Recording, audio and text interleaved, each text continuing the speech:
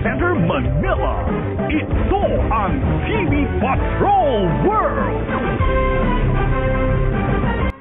Nagtatalo ngayon ang dalawang kumpanya ng gamot kung sino ang may karapatan sa paggawa ng gamot laban sa mataas na kolesterol. Kaya naman ang naiipit sa banggaang ito ay ang mga consumers na may sakit. Nagpapatrol Atom Araulio. Naiipit ang mga drugstore owner sa away ngayon ng dalawang dambuhalang pharmaceutical company, ang Pfizer at Unilab, dahil sa patent rights ng gamot na panlaban sa kolesterol na Lipitor. Idinemanda ng Pfizer ang Unilab. Ang dahilan, gumawa ang Unilab ng bersyon ng Lipitor, ang Avamax.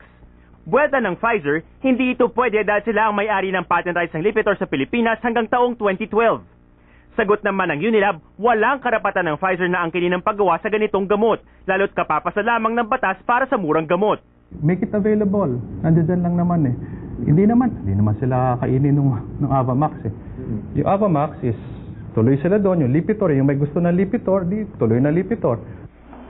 Habang nagtatalo pa ang dalawang kumpanya, ang mga mataasang kolesterol tulad ni Aling Nenet Escartin ang naghihirap. Halos 2,000 pesos kada araw ang ginagastos niya sa kanyang mga gamot. Sabihin natin daily minimum wage, bigyan ka ng gamot na 63. 63 agad ang bawas sa 382 mong sweldo. So ano pa matira sa family mo? Ang Lipitor ang itinuturing na pinakamabentang gamot sa mundo. Dito sa Pilipinas, 50 pesos ang 40 milligrams na Lipitor, habang nasa 35 pesos naman ng Avamax ng Unilab. Nahihirapan din ng Drugstore Association of the Philippines, lalo't may kampo na nagsasabing huwag muna nalang ibenta ang pinag-aawayang Avamax brand. Hindi ko lang maintindihan why ang retail outlets ay kailangan sila yung ma-penalize when the legal battle is between Unilab and Pfizer. Pinag-aaralan pa ng Intellectual Property Office ang mga isinampang reklamo. Kaya't habang wala pang desisyon sa kung sino ba talaga ang may karapatan sa naturang gamot, panawagan ng mga consumer, huwag sanang ipagkait sa kanila ang mga gamot na dekalidad at abot kaya ng bulsa.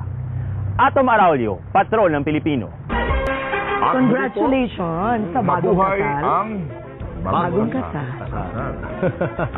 Ayan, congratulations, Mar and Corina.